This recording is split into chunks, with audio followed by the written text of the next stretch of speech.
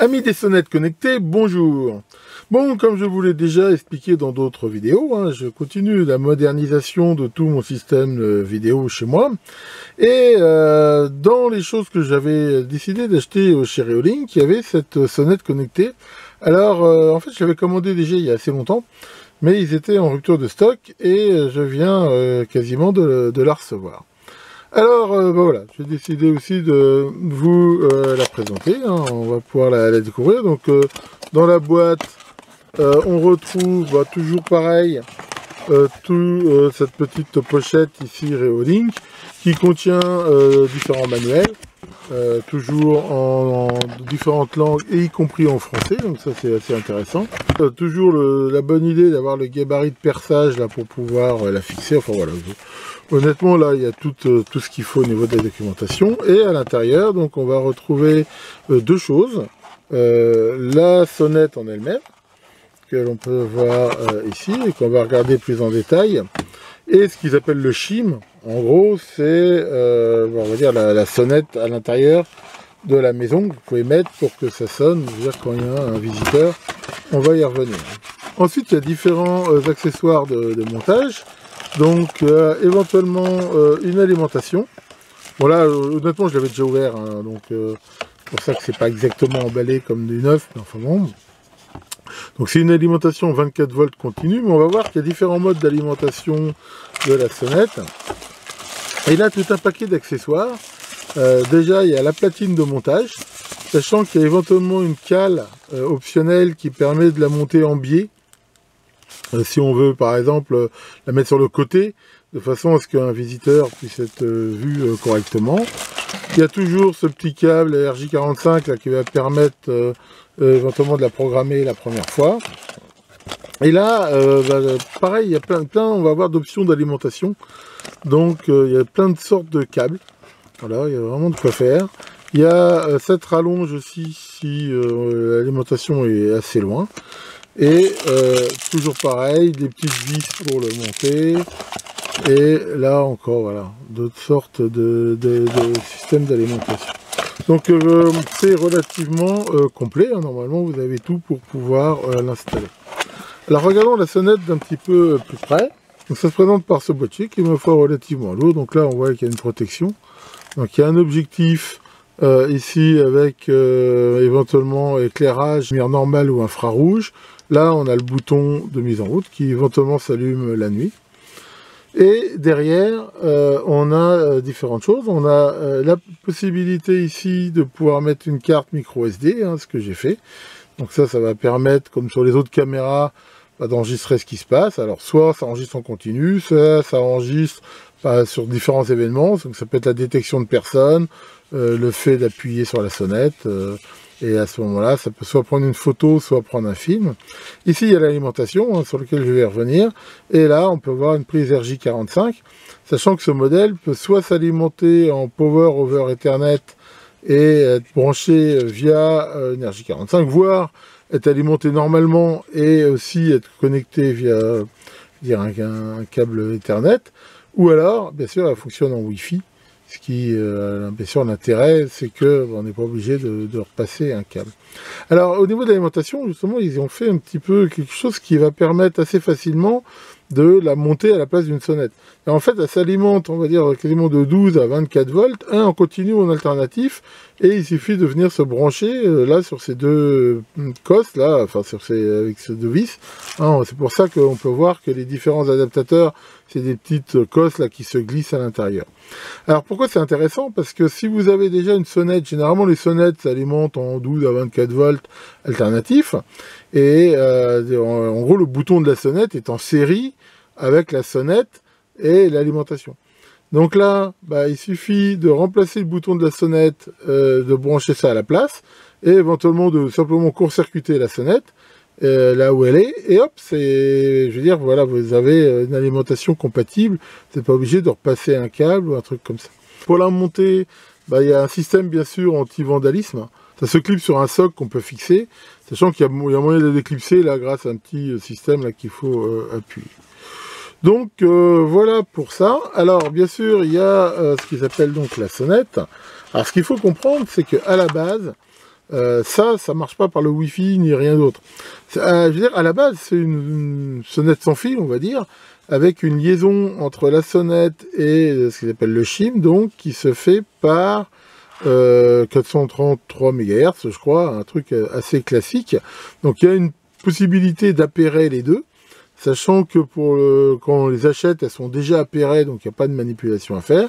Ici, sur ce truc-là, comme on va le voir, on peut régler le volume et aussi le type de sonnerie que l'on veut. Mais voilà, il faut bien comprendre que ça marche pas avec le Wi-Fi. Donc, on va dire c'est une sonnette classique. Le côté, on va dire, caméra enregistrement vient en plus. On va déjà faire une petite démo. Pour pouvoir tester, donc j'ai branché la caméra là pour l'instant sur mon alimentation de labo. On peut voir que ça consomme à peu près dans les 200 mAh. Donc, alors c'est vrai que comparé à une sonnette classique, je veux dire, ça consomme un petit peu plus de courant, mais enfin, ouais, c'est le côté bien sûr de la caméra. Et ici, donc, on a le système donc récepteur. Donc, on peut, comme on peut le voir, voilà, il y a plusieurs sortes de mélodies qu'on peut choisir.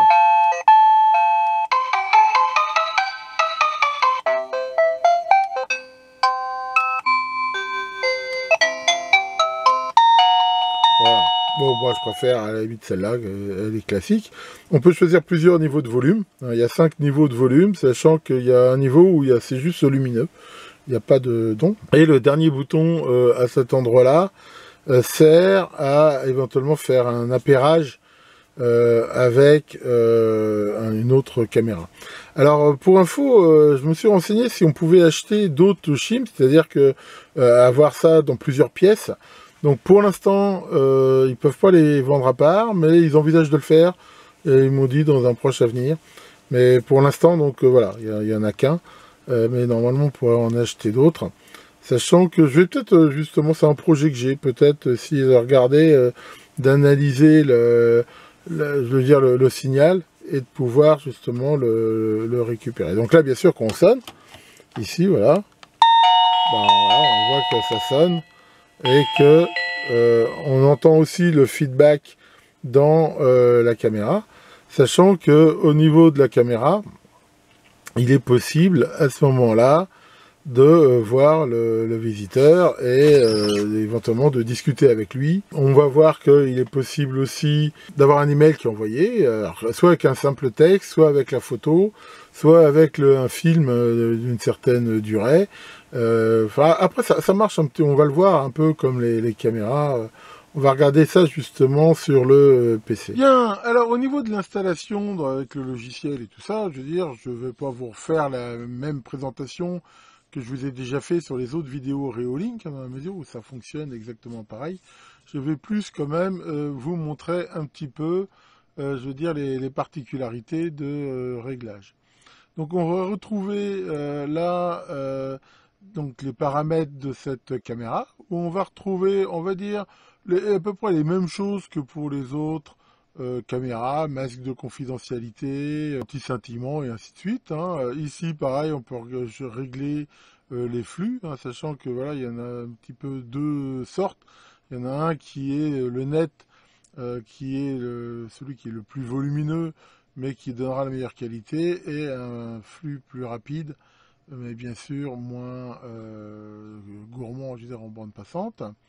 On va retrouver ici tous les systèmes d'alarme, hein, sachant que comme n'importe quelle caméra Reolink, elle peut détecter le mouvement, elle peut détecter des placements d'objets, et tant que sur l'alarme, ça peut déclencher différents événements, comme envoyer un email, enregistrer les images, enfin voilà, faire des choses comme ça. Donc on a toutes ici ces possibilités-là. Pareil, au niveau de la lumière, on peut choisir si la caméra la nuit est allumée ou pas, s'il y a de l'éclairage infrarouge.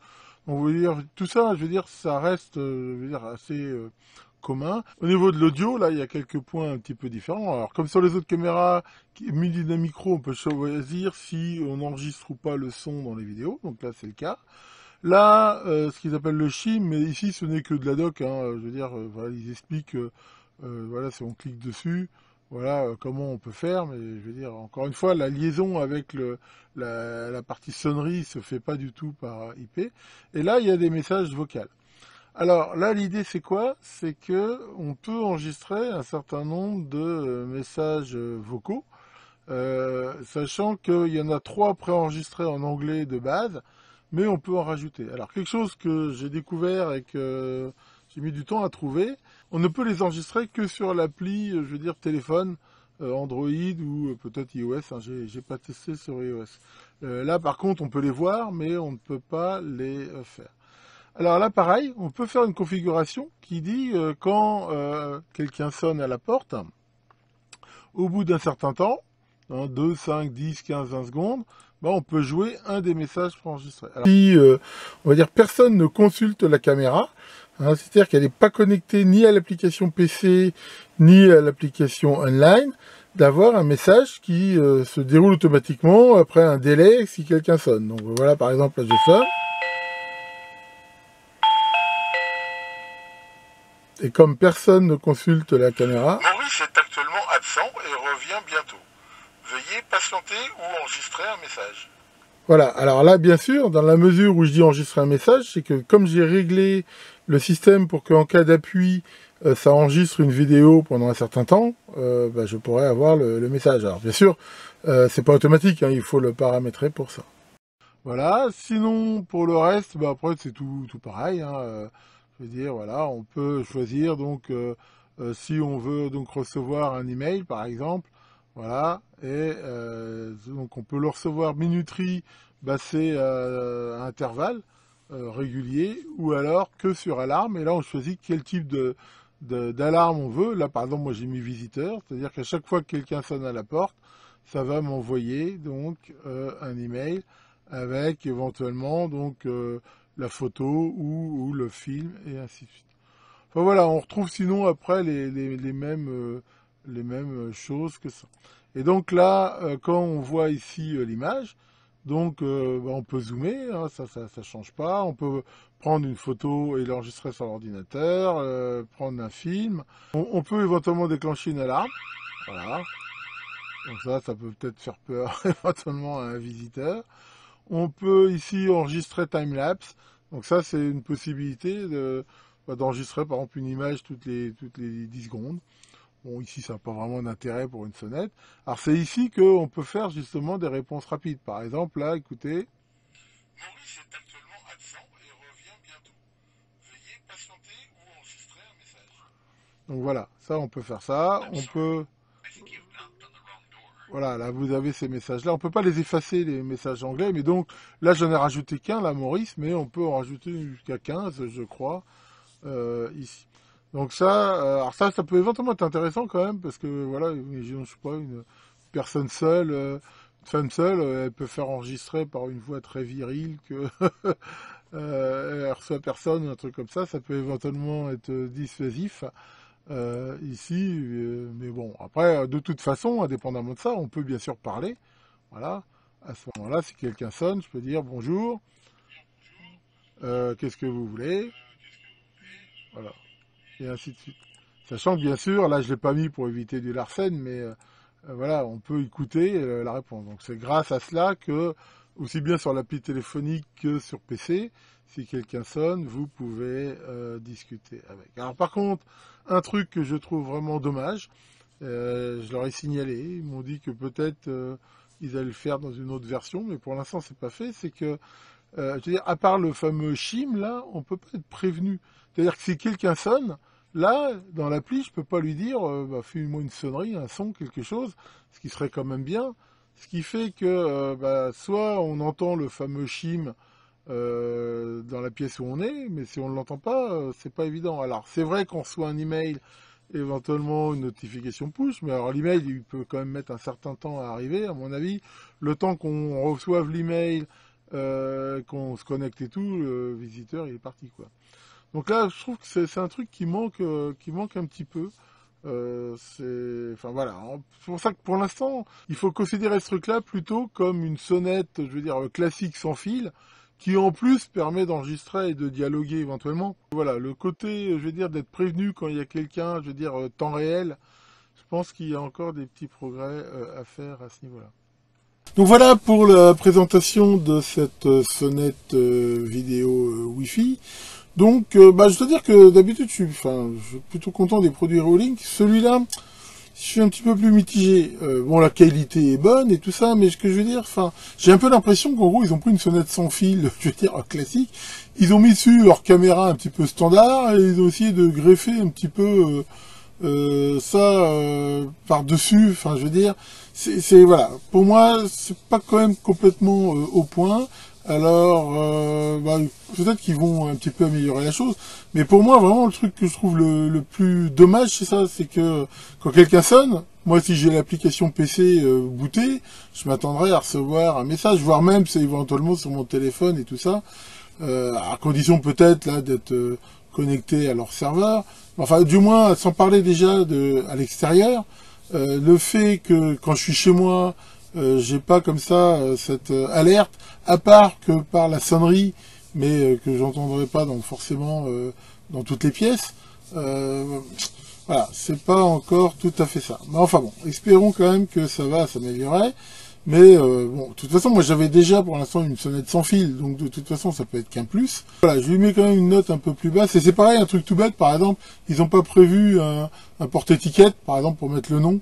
Il faut le rajouter à côté. Enfin voilà, c'est des petits trucs un petit peu comme ça.